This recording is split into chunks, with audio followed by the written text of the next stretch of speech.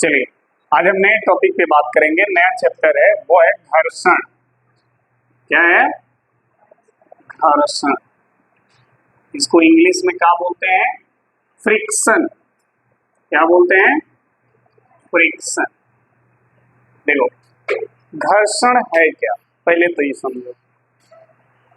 कभी साइकिल सब लोग चलाती हो, ब्रेक लगाती हो, तो ब्रेक क्या करता है? साइकिल के व्हील पर जाकर क्या करता है? रगड़ता है, तभी तो साइकिल रुकती है। तो ब्रेक साइकिल के रिम पर रगड़ता है, यानी ब्रेक और रिम के बीच में क्या होता है? घर्षण। घर्षण होता है। वो घर्षण क्या करता है? साइकिल के गति को धीमा कर देता है, तभी तो साइकिल रुकती है, हैं? दैनिक जीवन में बहुत जगह आपको घर्षण मिलेगा देखने को। कोई वस्तु है किसी जगह पे सरक रही है, जैसे अक्सर बच्चों को देखा होगा, घर है, घर पे ऐसे स्लीपर बने हुए हैं, ऐसे स्लीपर बने हैं।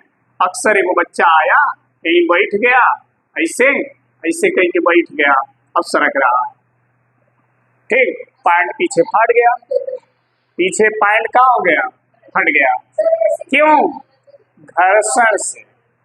ठीक है, घर्षण जो है यहाँ पर काम कर रहा है, जो इसको सरकने से रोक रहा है, फिर भी वो सरक रहा है, तो पैंट तो फट ही जाएगा।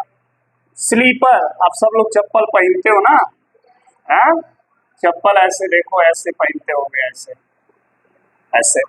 ठीक, ये चलती चलती क्या होता है? घिस जाता है। किसके कारण? घर्षण के कारण। चलते हो, खर खर रोड पे मारते चलते हो, तो वो रोड और चप्पल के बीच में क्या लग रहा है? घर्षण। समझ में आई बात? यानी जो भी चीज हमने बताया, चाहे चप्पल का घिसना, चाहे बच्चे का सरकना, ठीक है, इन सब में वो क्या रहा? दो वस्तुओं के बीच काम हो रहा है। एक वस्तु जब दूसरे वस्तु पे सरक रही है या वो वस्तु लुढ़क रही है, ठीक, तो दोनों वस्तुओं के तलों के बीच एक बल उत्पन्न हो जाता है और उसी बल का नाम है घर्षण। समझ में आ गई बात? घर्षण क्या होता है? कोई भी वस्तु अगर चला रहे हो और वो जाम चलने लगी, समझ लो क्या उत्पन्न हो गया? घर्षण। क्या हो गया? घर्षण। ठीक है, कलम से लिख रहे हो, डार्ट पेन है, बोर्ड पे खूब बढ़िया बढ़िया लिख रहे हो, माई फादर, माई मदर, तो ये जो लिख रहे हो, जो लिख रहे हो, कैसे चल रहा है? जो छर्रा इसमें है, वो छर्रा कागज के बीच में घर्षण हो रहा है। उस घर्षण से वो छर्रा रोटेट कर रही है, घूम रही है, जिससे इंक बार बार लग करके छर्रे में आ रहा है। तो घर्षण के द्वारा ही आप लिख पाते हो। ठीक है, घर्षण ना हो तो लिख नहीं पाओगे, घर्षण ना हो तो आप चल नहीं पाओगे, मुंह सब फूट जाए, बिछला के गिर जाओगे। बरसात का मौसम है, चल रहे हो, रोड पे दौड़ रहे हो, अब सोचो घर्षण नहीं काम कर रहा है, जहाँ पैर रख रहे हो वहीं स्लिप मार रहे हो, तो क्या होगा? गिर ही न जाओगे। साइकिल चला के आते हो, साइकिल का ये पहिया है, ऐसे टायर, टायर में ऐसे ऐसे डिजाइन बने होते नहीं बने होते हैं? बोलो, होते हैं ना? ये क्यों बनाए जाते हैं? का कंपनी को जरूरत है वो डिजाइन बनाना? जरूरत है। चाहती कंपनी तो इसको एकदम प्लेन बना देती, चाहती कंपनी तो प्लेन बना देती, का उसको खांची खांचा उसमें बनाती है? इसलिए बनाती है कि वो खांचा जो उसमें डिजाइन है वो जमीन को पकड़ता है, समझे? जमीन को पकड़ेगा, घर्षण ज्यादा उत्पन्न होगा तभी तो पहिया आगे बढ़ेगी। अगर वो ना हो तो वही गिर गिर गिर गिर गिर गिर गिर गिर करेगी, तुम अपने घर में घूमते रह जाओगी साइकिल बैठ के, आगे बढ़वे नहीं करेगी। ट्रैक्टर देखे होगे, ट्रैक्टर, ट्रैक्टर का पीछे वाला पहिया देखना, यूं डिजाइन बना होता है, ऐसे बना होता है, नहीं बना होता है ऐसे ऐसे। ये क्यों इतना बड़ा बड़ा बनाया जाता है? क्योंकि ये जमीन को बहुत मजबूती के साथ क्या करे? पकड़े, ताकि घर्षण ज्यादा हो तभी तो पहिया आगे बढ़ेगा। क्योंकि ट्रैक्टर लोड वाली गाड़ी है, ज्यादा लोड होती है, इसलिए उसमें बड़े बड़े खांचे बनाए गए हैं। ठीक है, वो कृषि यंत्र है, उसको कीचड़ में, बाहर, ऐसे हर जगह चलना होता है, तो उसमें ये बहुत जरूरी होता है, इसलिए उसमें बड़े बड़े खांचे दिए होते हैं ताकि घर्षण क्या हो? ज्यादा हो। ठीक है, तो घर्षण कहीं कहीं पे लाभ देता है, कहीं कहीं पे हानि देता है, वो चीजें आगे हम बात करेंगे। हमारा सिर्फ एक ही मकसद था, घर्षण है क्या। जब एक वस्तु दूसरे वस्तु पर, जब एक वस्तु दूसरे वस्तु पर या दूसरी वस्तु पहले वस्तु पर सरकती है या लुढ़कती है, तो दोनों वस्तुओं के बीच में एक बल उत्पन्न हो जाता है। क्या होता है? बल उत्पन्न हो जाता है। उसी बल का नाम क्या है? घर्षण। समझ में आई बात? अगर ये मार्कर हम इस बोर्ड पे रख रहे हैं, मार्कर नीचे सरक रहा है, ऐसा नहीं है कि इसके बीच और इसके बीच में घर्षण नहीं लग रहा है, लग रहा है लेकिन बहुत कम है, इसलिए मार्कर को रोक नहीं पा रहा है, मार्कर सरक जा रहा है, मार्कर सरक जा रहा है। अगर वो घर्षण ज्यादा होता तो ये सरक नहीं पाता। तो इस वस्तु और बोर्ड के बीच में घर्षण लग रहा है क्योंकि ये इस पर सरक रही। ठीक है, तो घर्षण बता सकते हो ना? अगर कोई पूछे घर्षण क्या है तो क्या बताओगे? हाँ, देखो क्या होता है, देखना ध्यान से, इधर देखो। जब एक वस्तु दूसरे वस्तु पर, ठीक है, सरकती सरकती या लुढ़कती है, जब एक वस्तु दूसरे वस्तु पर सरकती या लुढ़कती है तो दोनों वस्तुओं के बीच एक बल उत्पन्न हो जाता है, एक बल उत्पन्न हो जाता है, जिसे क्या कहते हैं? घर्षण कहते हैं, जिसे घर्षण कहते हैं। ये हमेशा वस्तु के गति का क्या करता है? विरोध करता है। जो वस्तु सरकती है उसके सरकने से रोकता है, जो वस्तु लुढ़कती है उसको लुढ़कने से रोकता है।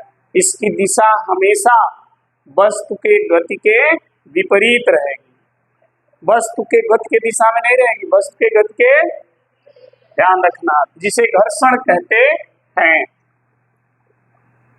इसकी दिशा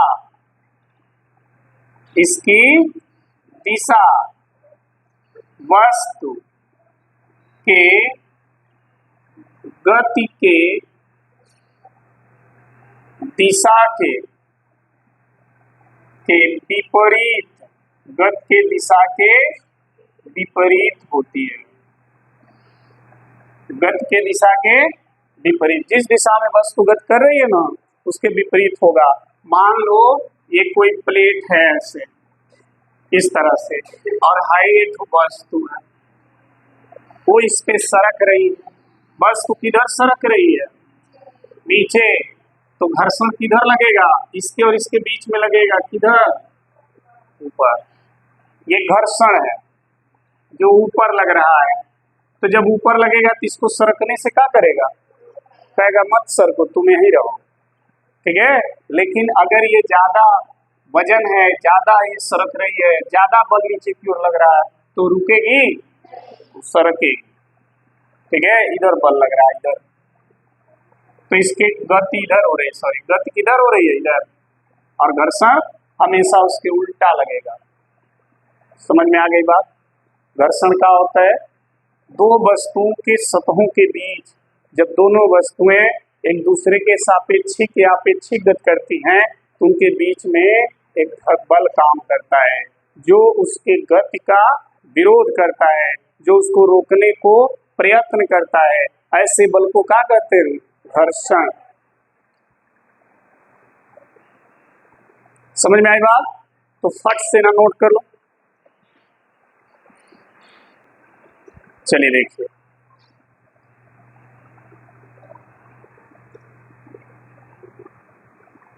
अब हम बात कर लें घर्षण के प्रकार।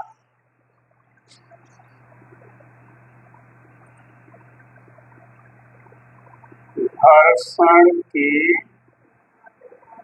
प्रकार यानी types of friction. Types of friction क्या होता है? टाइप्स ऑफ फ्रिक्शन, कितने प्रकार का घर्षण होता है? ठीक है, पहला है अस्थैतिक घर्षण। क्या है? अस्थैतिक क्या घर्षण, मतलब अगर कोनो वस्तु कोनो सतह पर रुकी है, गति नहीं कर रही है, तो दोनों वस्तुओं के बीच लगने वाला जो घर्षण होगा उसे क्या कहेंगे? अस्थैतिक। अस्थैतिक का मतलब वो वस्तु गति नहीं कर रही है। देखो, अगर ये वस्तु है, ये सतह है, हमने यहाँ पर एक वस्तु रख दिया, ये वस्तु फिसल नहीं रही है, रुकी है, तो इस वस्तु और ये सतह के बीच में जो घर्षण काम कर रहा है उसका नाम क्या है? अस्थैतिक। क्या नाम है? अस्थैतिक। यानी जब कोई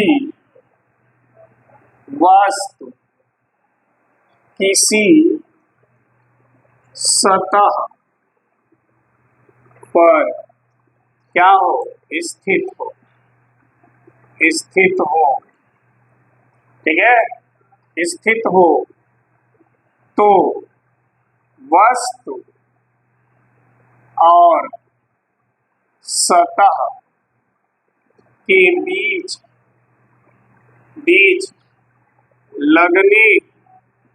लगने वाला घर्षण अस्थैतिक घर्षण कहलाता है। अस्थैतिक घर्षण कहलाता है। ठीक है, जब कोई वस्तु किसी सतह पर स्थित हो तो वस्तु और सतह के बीच लगने वाला घर्षण क्या कहलाएगा? अस्थैतिक घर्षण कहलाएगा। का नहीं लिखवा हो गए। ठीक है, कौन से? अच्छा है, यहाँ वो डबल हो गया। ठीक ठीक, कोई बात नहीं, हो जाता है थोड़ा बहुत लिखने में। ठीक है, तो कोई वस्तु अगर सतह पर रुकी है तो क्या कहेंगे उसको?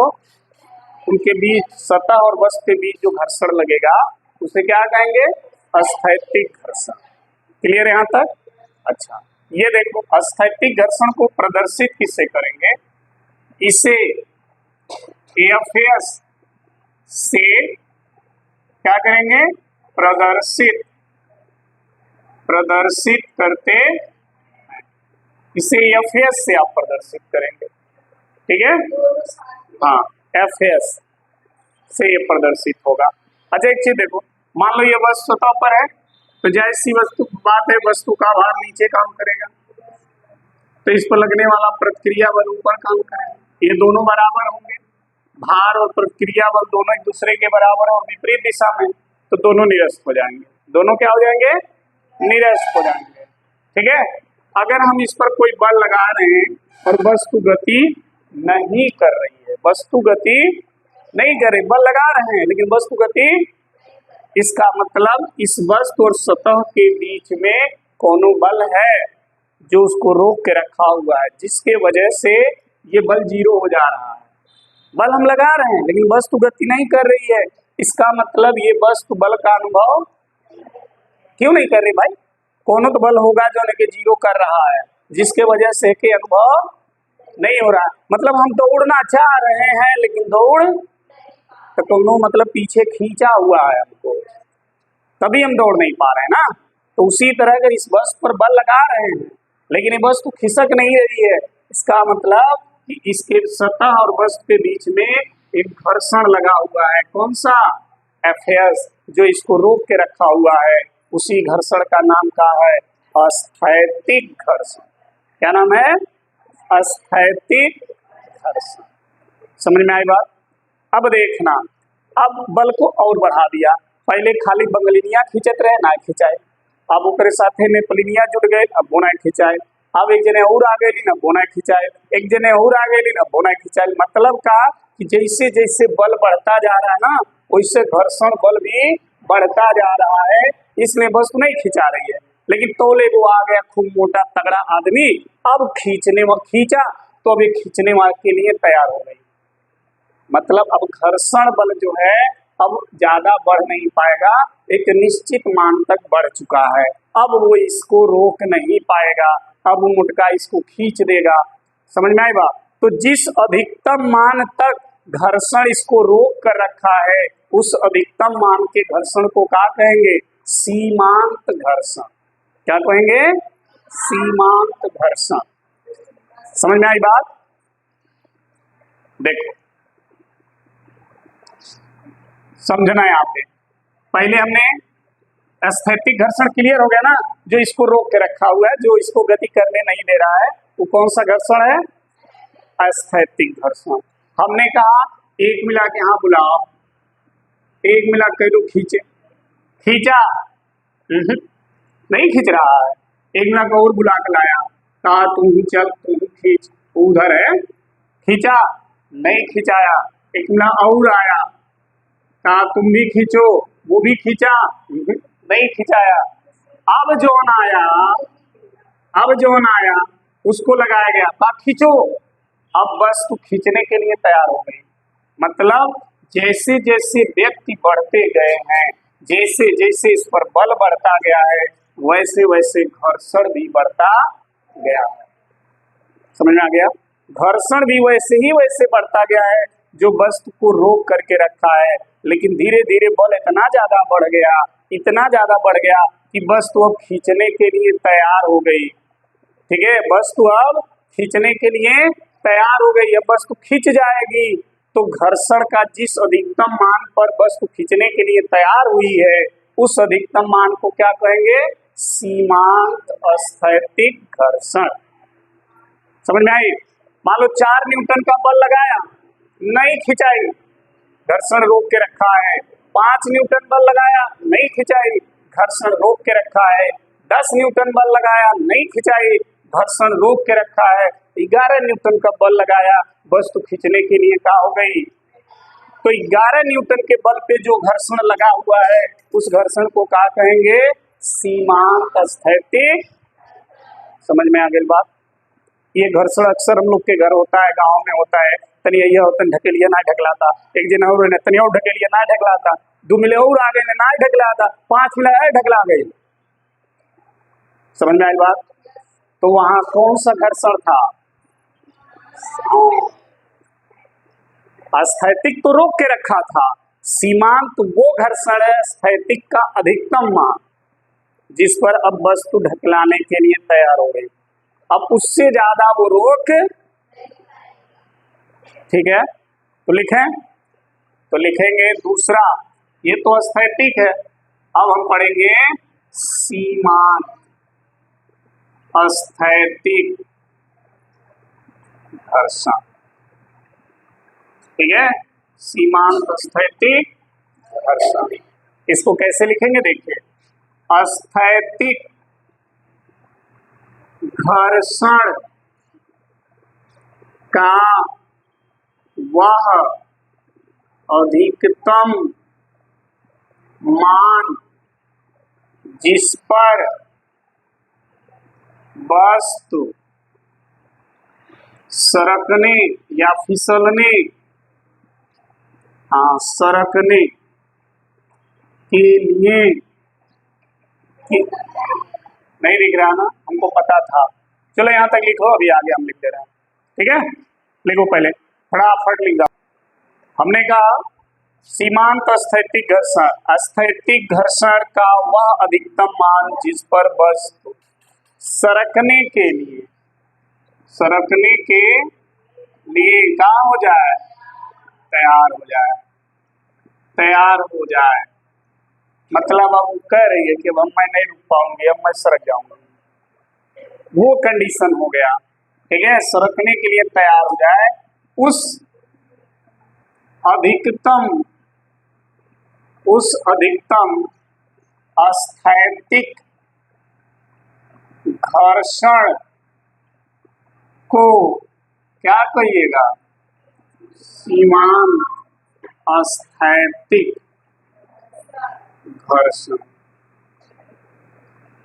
घर्षण कहते हैं, उसे सीमांत स्थैतिक घर्षण कहते हैं।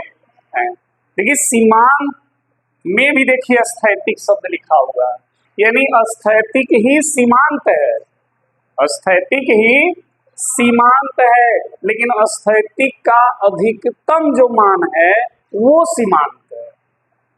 समझ में आई बात? स्थैतिक है सीमांत, स्थैतिक घर्षण में स्थैतिक शब्द लिखा है, ये तो फिक्स है कि सीमांत कौन सा घर्षण है, स्थैतिक है, लेकिन स्थैतिक का अधिकतम मान वाला जो मान है वो है वो, ठीक है। इसका मतलब देखिए इसे FL से प्रदर्शित करते हैं, किससे, FL से, L फॉर लिमिट, लिमिट माने सीमा, सीमित, इसलिए L लिखा गया है। हाँ कौन से L, छोटका L लिख दिया ना, छोटका L इसलिए हम यहाँ बड़का L नहीं लिख सकते, क्योंकि हाई इसके दोनों लेटर एक साथ लिखे गए ना, तो पहला लेटर अगर कैपिटल है तो बीच वाला लेटर क्या है, बाद वाला छोटा लिखा जाता है, ठीक है। तो इसको FL से प्रदर्शित करेंगे, स्थैतिक घर्षण को FS से प्रदर्शित करेंगे, और दोनों घर्षण क्या है, बराबर ही एक ही चीज को रिप्रेजेंट कर रहे हैं, लेकिन ये उसके अधिकतम मान को रिप्रेजेंट कर रहा है, ठीक है। समझ में आई बात? स्थैतिक और सीमांत स्थैतिक में अंतर क्या है, बस इतने का अंतर है दोनों स्थैतिक, लेकिन एगो अधिकतम स्थैतिक है, मतलब दो पटीदार बाना है, दोनों एक के जात हुए, लेकिन एगो बड़ी अमीर है ऐठो, बस वही चीज। जो सीमांत स्थैतिक है वो अधिकतम मान वाला है, और है जो है उसके नीचे का जो भी मान है वो सब है स्थैतिक है। समझ में आया? चलिए अब सीमांत स्थैतिक घर्षण के नियम क्या है, नियम अक्सर पूछता है, नियम बताइए, लिख लियो ना। चलिए सीमांत स्थैतिक घर्षण के नियम, सीमांत स्थैतिक घर्षण के नियम का नियम होगा। देखो पहला नियम यह है कि जो सीमांत स्थैतिक घर्षण है या स्थैतिक घर्षण है वो वस्तु पर लगने वाले अभिलंब प्रतिक्रिया बल के समानुपाती होगा। किसके? प्रतिक्रिया बल के।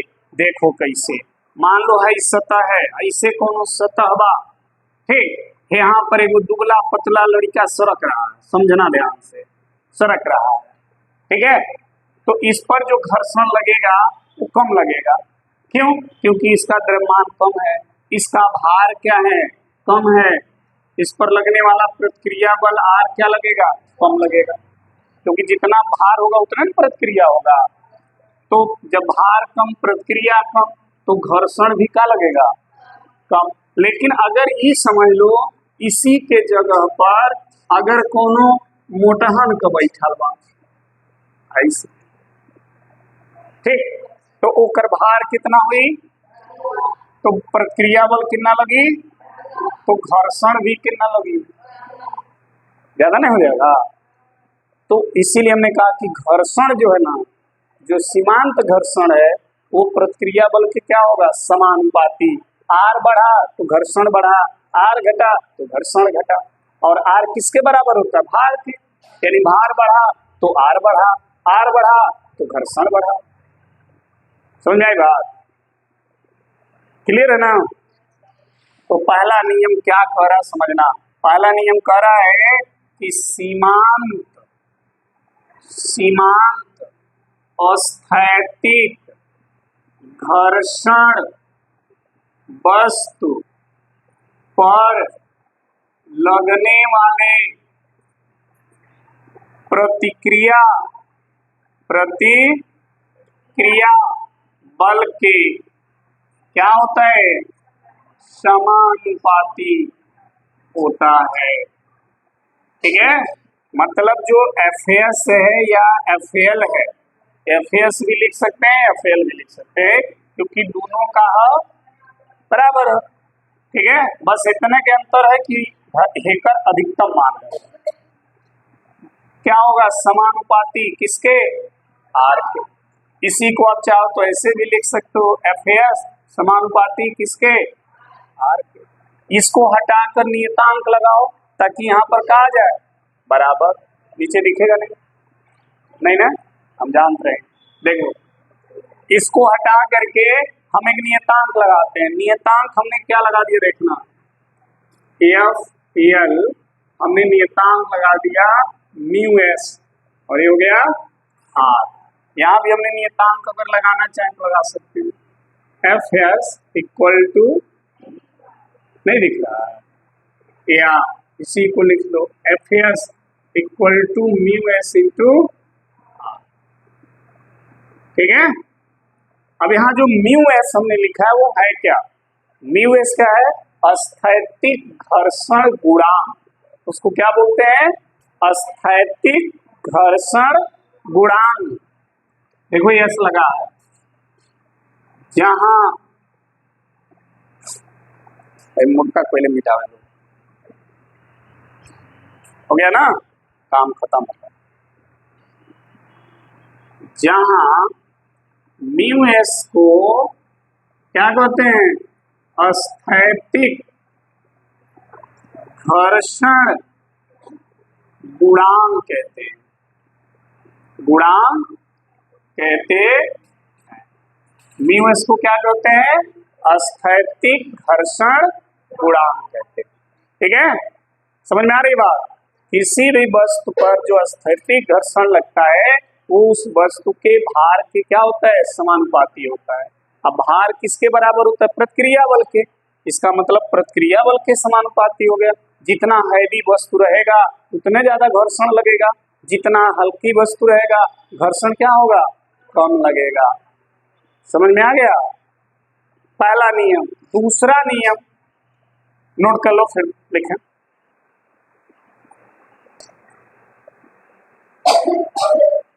समझना, इधर देखो, पहला तो सीमांत घर्षण किस पे निर्भर किया था, प्रतिक्रिया बल आर पर। ठीक है, अब देखो दूसरा क्या है, दूसरा किस पर निर्भर करता है, सीमांत जो घर्षण है वो कभी भी जिस सतह पे वस्तु सरक रही है उस सतह के न तो आकार पे निर्भर करता है और न ही उसके क्षेत्रफल पे निर्भर करता है। किस पर निर्भर करेगा, उस सतह के प्रकृति पर। अगर उस सतह खुरदरा हुआ तो घर्षण ज्यादा हो जाएगा, सीमांत घर्षण का मान क्या हो जाएगा, अधिक हो जाएगा। अगर वो सतह चिकना हो गया तो सीमांत घर्षण का मान क्या होगा, कम हो जाएगा। ठीक है, तो दूसरा है सीमांत घर्षण सतह के आकार या किस पर, क्षेत्रफल पर निर्भर नहीं करता है, नहीं करता है। समझ में आया, न तो सतह के क्षेत्रफल पर निर्भर करेगा और न ही उसके आकार पर निर्भर करेगा। यह सिर्फ सतह के प्रकृति पर निर्भर करता है। सतह की प्रकृति किस प्रकार की है उस पर निर्भर करेगा। अगर सतह की प्रकृति चिकना है, सतह चिकना है तो सीमांत घर्षण कम हो जाएगा, वस्तु सरकने लगेगी। लेकिन अगर सतह खुरदुरा है, उबड़ खाबड़ है, गड्ढी गड्ढा है, तो सीमांत घर्षण क्या हो जाएगा, ज्यादा हो जाएगा। अब वो नहीं देखेगा कि कितना चौड़ा सतह है, ये सब नहीं देखता है, वो खुरदुरापन पर डिपेंड करता है, चिकनापन पे डिपेंड करता है। ठीक है, समझ में आ गई बात। तो ये दो नियम याद रखिएगा सीमांत स्थैतिक घर्षण के। पहला, सीमांत स्थैतिक घर्षण उसके प्रतिक्रिया बल वस्तु पर लगने वाले प्रतिक्रिया बल के समानुपाती होगा। वस्तु हैवी होगी तो सीमांत घर्षण का मान ज्यादा होगा, वस्तु हल्की होगी सीमांत घर्षण का मान कम होगा। और दूसरा, सीमांत घर्षण सतह के न तो आकार पे निर्भर करेगा न क्षेत्रफल पे निर्भर करेगा, सिर्फ और सिर्फ सतह के प्रकृति पर निर्भर करेगा। और प्रकृति का तात्पर्य किससे है, सतह के चिकनापन या खुरदरापन पर। खुरदरापन स्थैतिक घर्षण ज्यादा, चिकनापन स्थैतिक घर्षण कम। समझ में आ गया। ये दो नियम है सीमांत स्थैतिक घर्षण के, नोट कर लीजिए।